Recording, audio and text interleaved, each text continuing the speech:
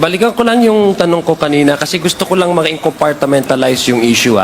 Ibig sabihin, meron ng transaction dito with the Davao Group and dito yung hindi ito connected. Okay, Congressman Sia, gusto nyo ng chocolate?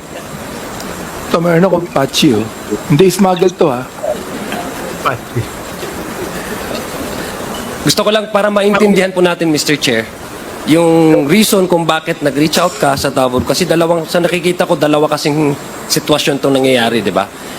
Na-establish mo kanina yung reason kung bakit nag-reach out ka. So mayroon ka ng, hindi lang sa hindi ka mahaharas, meron ka pa ring protection, di ba? Kasi na-enroll ka na doon sa Davao Group, no? Pero hindi siya connected doon sa rason kung bakit ka kulay orange ngayon. Doon ako interesado ko doon sa the reason why you were put behind bars. Ay, ito, Kasi napag-initan. ang sinabi mo ay parang hindi ka maharas.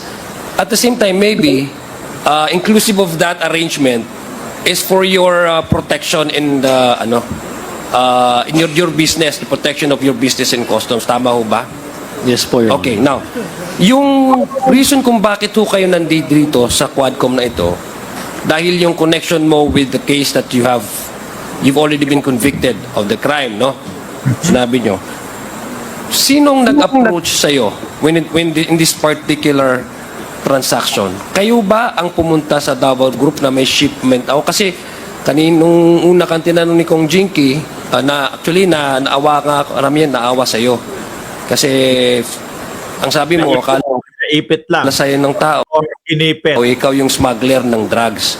No? Ang pagkakaintindi ko is hindi ikaw, sabi mo hindi ako drug lord. Ibig sabihin hindi ako nagsasmuggle. Ibig sabihin yung pumasok na shipment ay hindi sa'yo. Tama ba? Yes po, Your Honor. Okay. Ngayon, yung shipment na ito containing this shabu, paano ka napunta dito? Ikaw bang nag-approach sa kanila o o sila ang nag-approach sa'yo? Actually, simula ko muna po, Your Honor, kung okay Kasi lang. Davao Group din, the same group, tama ba? Davao Group yung na-mention mo. You've mentioned the name of Manscarpio and Congressman Pulong. Ako, yan pangalanan na, Diyan niya sinasabi na si Pulong Duterte, mga kababayan. Ang leader daw po ng Davao. Wala po yung Okay, so nag-mention niya. what did yung mismong itong arrangement na ito, transaction na to, kasi ang dami namang nasa tracking business, 'di ba? Marami kayo sa tracking business, 'di ba? Opo. Okay. Marami ding mga consignees, I'm sure. Sabi nga ang ang sagot mo nga kay Congressman Flores is maraming consignee diyan, 'di ba? Tama ba? Oh. So what made you so special na parang ikaw yung napunta dito? Hindi lang special, na malas kung bakit ikaw. Paano? Dahil ba masyado kang kalapit nila or ikaw ang nag-approach sa kanila for this particular transaction?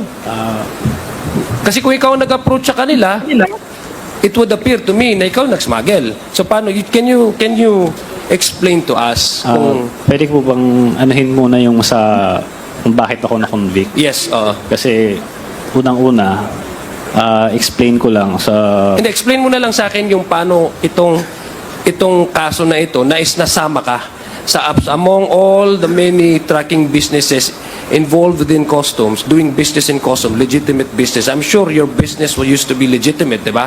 I'm sure your business was legitimate when you're doing business with customs, di ba? So how come among all the tracking businesses, among all the consignees who've been accredited by customs, it's you and EMT were involved in that particular shipment, which apparently came out to be drugs?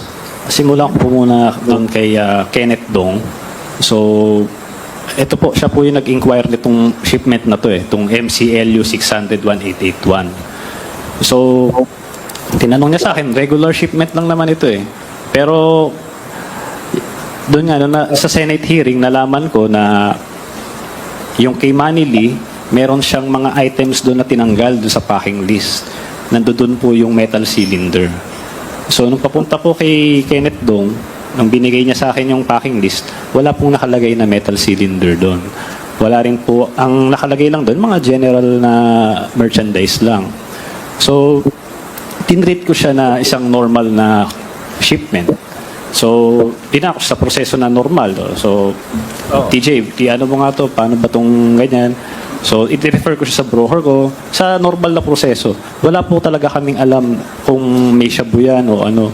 Wala po talaga kaming kinalaman. So, sabi ko nga, May 15 pa lang, nagsasubmit na ng manifest yung barko 24 hours bago siya mag-arrive sa sa port KBOC.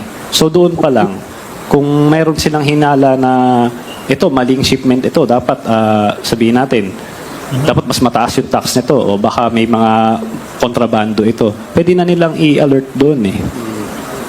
So green lane ito pero hindi pa namin nailabas agad kasi hindi siya rush eh.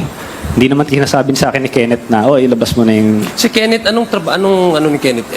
Customs broker ba siya? Hindi, client ko po siya. I'm sorry? Client mo? Opo, Okay. siya po yung nag-inquire nung sa shipment na to. Okay. Congressman Sia, Mark, ito bang, ikaw ba nag-i-smuggle ka rin ng bigas? Hindi po. Hindi. Hindi po. Ano lang, ukay-ukay lang, saka ano pang ini-smuggle mo? Drugs. Para maintindihan niyo po, pagka sinabi mong general merchandise, smuggle na yon. Ayun, oo. So, ibig sabihin, pag general merchandise, smuggle na yan. Opo. Ano nakalagay dyan? General merchandise. Kasi po, para malaman niyo po yung proseso nito, ang isang container po, marami pong may-ari niyan. So, isipin niyo po yung trabaho ng FedEx, kunwari. So, itong si Hongfei, siya Sama-sama, no? Sabay-sabay para mas tipid. yung exporter sa China. Itong si Hongfei dito sa Valenzuela, kung saan nahuli yung drugs, siya yung importer.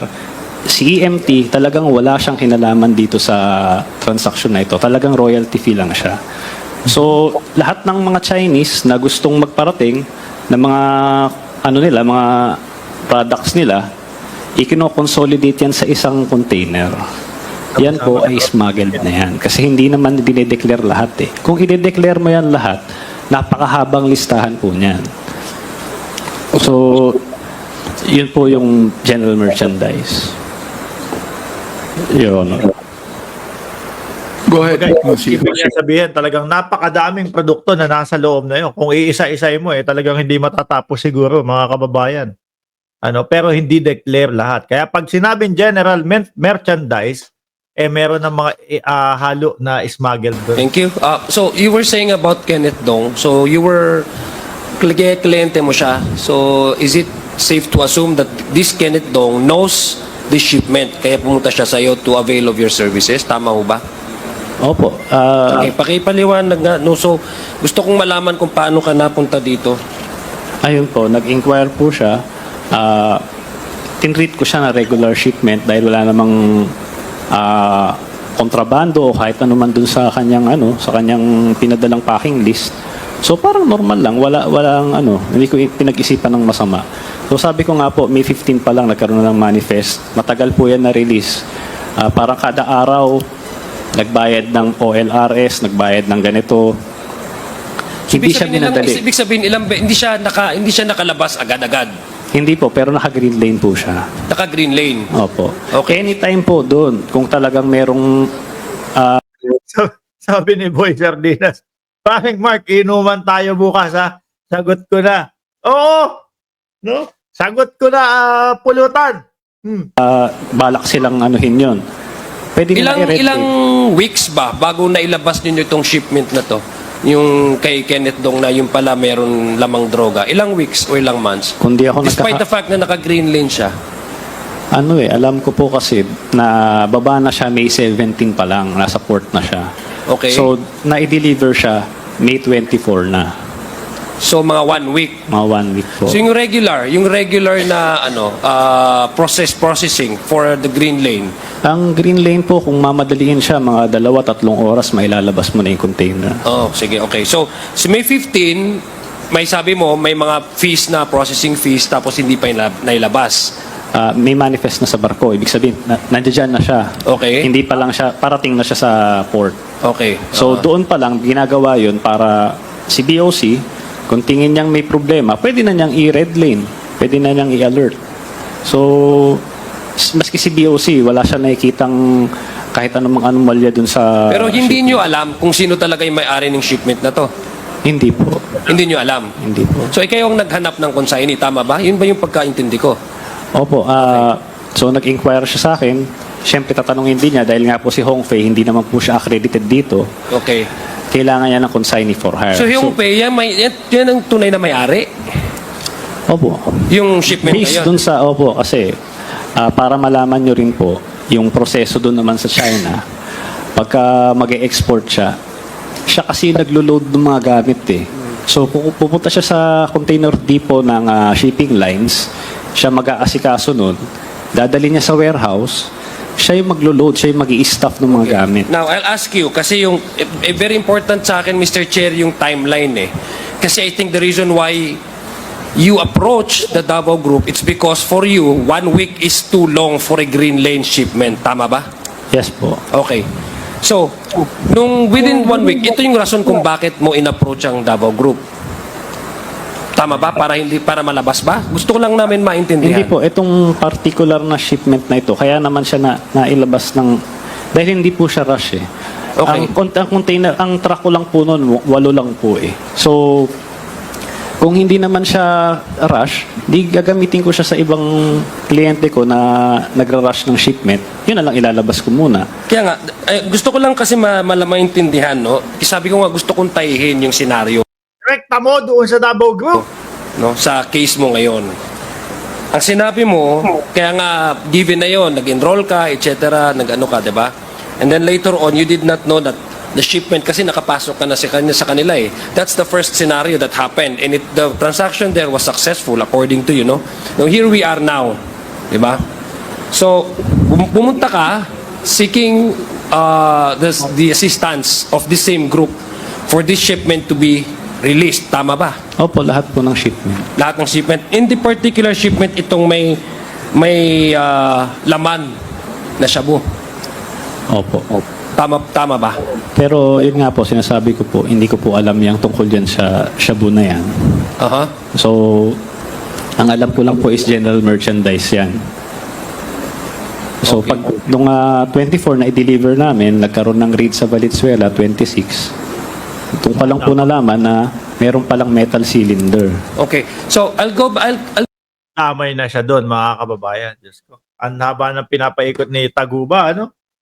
Isa lang naman din no, ang patutunguhan, mga kababayan, na may mga nagpapadulas daw po doon sa custom at tinatawag na Davao Group. At napangalanan nga po dito, Manscarpio at Pulong Duterte. Parehas po, mga kababayan, doon sa sinasabi ni Jimmy Guban, no, doon sa magnetic lifter.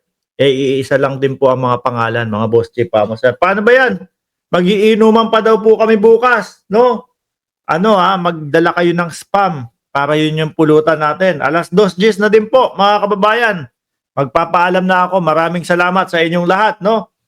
Mamayang gabi ulit, naka-live tayo. 45 minutes ulit, mga kababayan. Maraming salamat and God bless po sa ating lahat.